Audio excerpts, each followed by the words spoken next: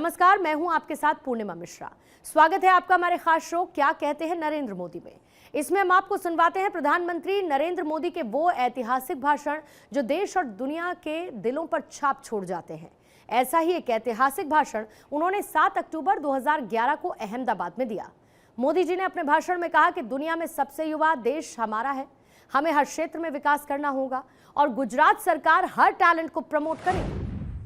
Gujarat is the first state in the India जिसने अलग innovation commission बनाया है और हम चाहते हैं इनोवेशन को प्रमोट करना और लोगों को हम इनवाइट करते हैं कि आपके इनोवेशंस को इस इनोवेशन कमीशन तक ले आइए।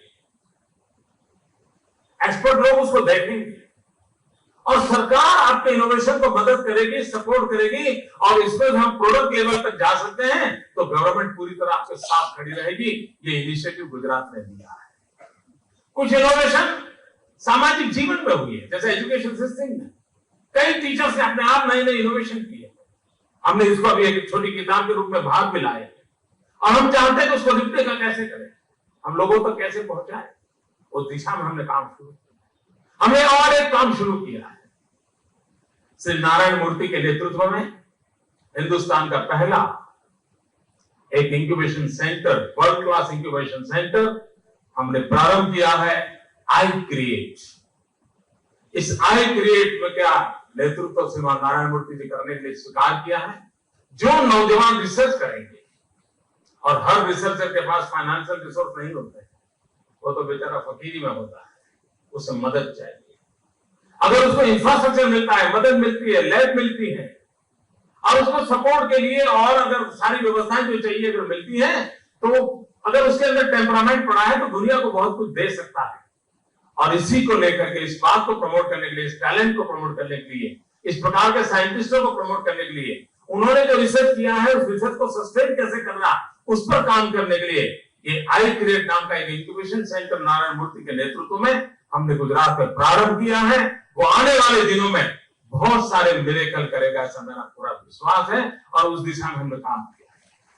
गुजरात सरकार ने वेंचर कैपिटल के लिए फंड अलॉट किया है कि जो लोग इस रिसर्च के क्षेत्र में आए हैं, कुछ इनोवेशन किया है, अगर आर्थिक कारणों से इस बात को आगे नहीं चला सकते हैं तो गुजरात सरकार खुद वेंचर कैपिटल में उसको फाइनेंशियल मदद करती है। और उसके कारण मैंने देखा है आज गुजरात में कई ऐसे नौजवान हैं कि सरकार की इस धनराशि की मदद से उनकी जो टैलेंट थी उसका उपयोग करते हुए बहुत सारा अपने जीवन को काफी आगे बढ़ाया है। एक सफल उद्योगकार के रूप में, सफल उत्पादक के रूप में वो आज हमारे सामने प्रस्तुत हुए हैं और वो काम कर रहे हैं। मित्रों, कभी कभी छोटे छोटे आइडियाज होते हैं जो काफी कुछ व्यवस्थाओं को बदल देते हैं। अब देखिए, इन दिनों चारों तरफ जमीन जमीन जमीन के चारों तरफ खबरों के केंद्र में रखी जाती है। अब गुजरात रेडिएशंस के कारण सोलार की दुनिया में बहुत कुछ कर सकता है, हम उसका फायदा उठा सकते हैं और हम सोलार एनर्जी के क्षेत्र में आगे बढ़ना चाहते हैं। ग्लोबल वार्मिंग के सामने जो कि संकटों को लेकर के दुनिया चिंतित है, हम कुछ उसमें पॉजिटिव कंट्रीब्यूट करना चाहते हैं। अब हमने एक सोलार पार्क बनाया, दुनिया का सबसे बड़ा सोलार पार्क गुजरात की धरती पर आकार दे रहा है, आने वाले दिनों में दुनिया के सामने प्रस्तुत होगा। लेकिन एक नया विचार आया हमारे मन में, उस नए विचार को हमने लागू करने का प्रयास किया है। गुजरात के पास सरदार सरोवर कैनाल, ये दुनिया की लॉन्गेस्ट कैनाल है। सरदार सरोवर डैम से जुड़ी हुई हमारी कैनाल ये दुनिया की लॉन्गेस्ट कैनाल है। तो मैंने कुछ टेक्नीशियंस को बुलाया, मैंने कहा भाई मेरे मन में एक विचार आया है, क्या कुछ हो सकता है क्या? हमने कहा क्यों ना हम सोलार पार्क इस कैनाल के ऊपर ही बना दें,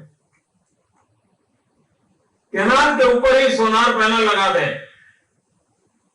तो रिसर्च शुरू किया, सबने सब हिसाब किताब लगाया तो ध्यान में आया कि अगर 1 किलोमीटर लंबी कैनाल पर हम ये सोलार पैनल लगाते हैं तो 1 मेगावाट बिजली पैदा होती है और प्रति वर्ष 1 करोड़ लीटर पानी इवोपरेशन से बच जाता है। ये एक्स्ट्रा बेनिफिट। ये जब सब हमारे मित्रों को मैंने आग्रह से लाभ देख बताया, वो मॉडल लेकर के आए। जब मॉडल देखा मैंने तो फिर एक नया विचार आया। मैंने कहा भाई ये देखने के बाद मुझे लगता है कि सोलार पैनल लगाई है, अगर उसी का साथ तार जोड़ करके हम माइक्रो हाइड्रो टर्बाइन लटका सकते हैं कैनाल में। अगर माइक्रो हाइड्रो टर्बाइन लगाएंगे तो नर्मदा का पानी बहता जाएगा, वो हाइड्रो से बिजली देगा, ऊपर छत जो बनी है वो सोलार से देगी, और जो पानी इवेपोरेट होता था वो 1 करोड़ लीटर पानी बच जाएगा। एक ही काम से 3 फायदे हो जाएंगे। और हम गुजराती लोग सिंगल फैन डबल जर्नी वाले हैं, तो कभी कभी आर्थिक कारण भी होते हैं जो हमें इनोवेशन और रिसर्च के लिए प्रेरित करते हैं, और उसी का कारण है कि उस प्रोजेक्ट को स्वीकृति मिली है और थोड़े दिन में हम इसमें आगे बढ़ने वाले। कहने का तात्पर्य ये है कि सबके पास कुछ न कुछ है, उसे जानना, पहचाना, जोड़ना, उस दिशा में हम कैसे आगे बढ़े। मित्रों, विकास की परिभाषाएं बदल रही है। कौन शहर बहुत विकसित है, कौन शहर विकसित नहीं है, उसके पैरामीटर किसी जमाने में क्या थे।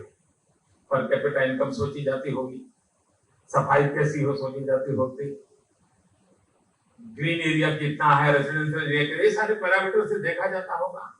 मित्रों, वक्त बदल चुका है।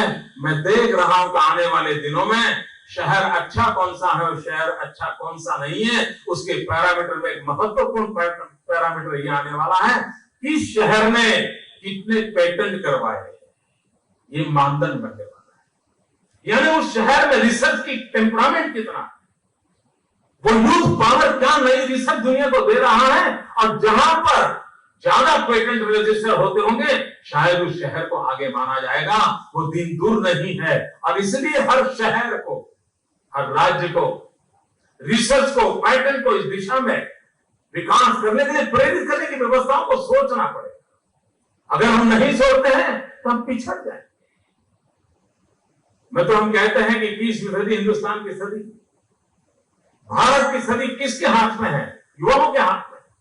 दुनिया का सबसे युवा देश है हमारा। आज कभी यूरोप जाइए, कहीं चौराहे पर खड़े रहिए, वहां लोग जाते होंगे, देखिए आपको युवा को खोजने में घंटे लग जाएंगे। बूढ़े बूढ़े लोग जा रहे हैं, बूढ़े लोग जा रहे हैं। किसी जमाने में उनका समय था, सब युवान थे, हम वृद्ध थे। आज वक्त हमारा है, चक्र बदल करके यहाँ आया है, हम युवा है। लेकिन युवा होने के मात्र से हम देश दुनिया पर सर्वश्रेष्ठ नहीं बन सकते जब तक हम युवा की उस शक्ति को, और विश्व में आने वाले दिनों में टेक्नोलॉजी बहुत बड़ा मैटर करने वाली। आज चाइना को एक शक्तिशाली राष्ट्र के रूप में उभरता हुआ लोग कहते हैं, उसकी सैनिक शक्ति की चर्चा होती है। उसकी सैनिक शक्ति की चर्चा किस बात पर होती है? क्या कितना मैन पावर सेना में यूनिफॉर्म पहन करके खड़ा है उसके आधार पर कहती है? कितनी बटालियन उन्होंने जमा करके रखी है उस पर कहती है? नहीं।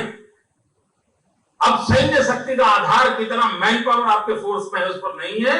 आपके पास मोस्ट मॉडर्न लेटेस्ट टेक्नोलॉजी वाले वेपन कितने हैं, इक्विपमेंट कहते हैं, और आप किस प्रकार से दुनिया का सबसे बड़ा संहार करने का सामर्थ्य रखते हो, और किस प्रकार से आप अपनी रक्षा की व्यवस्था के लिए टेक्नोलॉजी में कितने कैपेबिलिटी है, उसके आधार पर तय होता है कि कौन देश सशक्त है। इसका मतलब ये हुआ कि टेक्नोलॉजी ने जीवन के सारे मानदंडों का आधार मान लिया है, और अगर हम इस बात को स्वीकार नहीं करते तो दुनिया हमें सवाल पूछेगी, हम पिछड़ जाएंगे। और इसलिए आवश्यकता है कि हम भी टेक्नोलॉजी को उतनी ही प्राथमिकता दें, सब इनोवेशंस को जीवन में कैसे लाएं उसकी ओर सोचें। गुजरात सरकार ने वाइब्रेंट समिट कर दी है। वाइब्रेंट समिट, कौन उद्योगकार आए, कौन क्या बोला, कितने करोड़ रुपए का एमओयू हुआ, ये तो सब चर्चा में रहता है, सब दूर उसकी प्रसिद्धि भी होती है। लेकिन एक महत्वपूर्ण काम इस वाइब्रेंट समिट में होता है जिसकी पर दुनिया का ध्यान नहीं जाता है। हम वाइब्रेंट समिट के अंदर इस बार लेटेस्ट दुनिया की 40 यूनिवर्सिटीज को बुलाया, और उन 40 यूनिवर्सिटी और गुजरात की यूनिवर्सिटी और Gujarat government and research firms, उनका जॉइंट वर्कशॉप किया और जॉइंट वर्कशॉप करके हमारे नौजवानों को रिसर्च की दुनिया में किस किस दिशा में यूनिवर्सिटी काम कर सकती है, 40 देशों की महत्वपूर्ण यूनिवर्सिटीज के साथ गुजरात सरकार ने, गुजरात की यूनिवर्सिटीज ने एमओयू साइन किए और उन सभी 40 यूनिवर्सिटी के साथ मिलकर के हम रिसर्च की दुनिया में आगे बढ़ना चाहते हैं। हम ह्यूमन रिसोर्स डेवलपमेंट को उस रिसर्च के क्षेत्र में भी हमारे प्रवेश हो, हम कुछ नया दुनिया को दें, उस दिशा में हमारा ऑलरेडी काम आगे बढ़ चुका है, क्योंकि हम जानते हैं, मानते हैं कि बदलाव इसी प्रकार से आता है। मित्रों, आज गुजरात एशिया का सबसे बड़ा ऑटो हब बनने जा रहा है। आप दुनिया की जो भी अच्छी गाड़ी का नाम लीजिए, आप लिख के रखिए मेड इन गुजरात।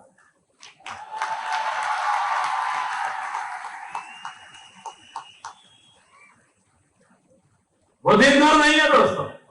ये क्यों संभव हो रहा है? ये संभव हो रहा है हमारे यहां जो टेक्नोलॉजी का टेम्परामेंट धरा वाला यूथ है, उस पर हमें भरोसा था कि हम वो मैन पावर प्रोवाइड करेंगे कि कोई भी उद्योगकार आएगा, कोई भी नई प्रोडक्शन करना चाहता है, वो अपने कॉस्ट बेनिफिट के साथ दुनिया को कुछ दे सकता है। और हम दुनिया को हमारे युवकों की ताकत के भरोसे समझाने में सफल हुए हैं और उसी के कारण ये संभावना बनी। चीजें बदली जा सकती, चीजों को आगे बढ़ाया जा सकता है। अब गुजरात और ह्यूमन रिसोर्स डेवलपमेंट, ये इन चीजों की होती है। अगर हम ह्यूमन रिसोर्स डेवलपमेंट पर बल नहीं देते हैं तो हम चाहे कितने भी कारखाने लगाए, वो घिसी पिटी व्यवस्था से चलेंगे। और मैं शर्मा जी की उस बात से सहमत हूं कि हर कंपनी को एक इनोवेशन के एडमिनिस्ट्रेटिव व्यवस्थाएं विकसित करनी होगी, वरना वो अपने बाप दादा के जमाने से काला दंत मंजन अब चलता रहता है। अब नई पीढ़ी को खोज करे तो कोई नया आएगा। तो ये इनोवेशन हर क्षेत्र में आवश्यक है। और अगर कंपनियां भी अपने मुनाफे के लिए वो चाहेगी तो होगा जरूर, तो कर सकते हैं। और अच्छी भी बात होगी कि उसके काम उसको बल मिलेगा। हम चाहते हैं ह्यूमन रिसोर्स डेवलपमेंट पर बल देना और उस दिशा में हमने लगातार कोशिश की है। अगर ह्यूमन रिसोर्स डेवलपमेंट की ओर हमारा बल होगा तो उसमें से नौजवान तैयार होंगे, वो नौजवान दुनिया और देश को बहुत कुछ दे सकते हैं। इन्हीं विषयों के लिए मैं चाहता हूं, जिन महानुभावों ने देश और दुनिया को जो कुछ भी दिया है वे सब अभिनंदन के अधिकारी हैं। उनको आज शायद मंच पर आने का सौभाग्य मिला होगा, लेकिन जिंदगी की पूरी जवानी उन्होंने एक लैब के अंदर खपा दी होगी, तब जाकर के आज मंच तक पहुंच पाए होंगे। कभी उनकी तस्वीर भी अखबार में नहीं छपी होगी, कभी टीवी के स्क्रीन पर भी वो नहीं दिखाई दिए होंगे। एक प्रकार की तपस्या करने वाले उन सभी महानुभावों को नमन करता हूं, क्योंकि ये सचमुच में वंदन करने जैसा जीवन होता है, तभी तो जाकर के दुनिया को कुछ दे सकते हैं। और इसलिए तो फिर एक बार उनका अभिनंदन करता हूं। भाइयों बहनों, गुजरात, मैंने पिछली बार कुछ यूनिवर्सिटीज में गया था, मैंने एक बात कही थी, यहाँ भी आपको 2-3 परिचय ऐसे हुए जो उस क्षेत्र से जुड़े हुए महानुभाव हैं। मित्रों, डिफेंस की दुनिया में आज भी हिंदुस्तान के अरबों खरबों रुपये विदेशों में जाते हैं। क्यों न डिफेंस की दुनिया में रिसर्च हमारे यहाँ क्यों ना हो, डिफेंस इक्विपमेंट सारे हमारे यहाँ क्यों न प्रोडक्ट हो। और मेरे इस आग्रह पर हमारे यहाँ सरदार पटेल यूनिवर्सिटी ने इस डिफेंस इंजीनियरिंग को लेकर के नई कोशिश शुरू की है। और हम चाहते हैं कि गुजरात में क्षेत्र में एक ऐसा टेक्निकल नो हाउ से बहुत ही हरे भरे नौजवान तैयार हो। और जिस प्रकार से हम केमिकल में अपनी दुनिया का नाम खड़ा किया है, हमने जिस प्रकार से फार्मेसी में अपना नाम खड़ा किया है, उसी प्रकार से इस क्षेत्र में भी गुजरात कुछ कंट्रीब्यूट करे।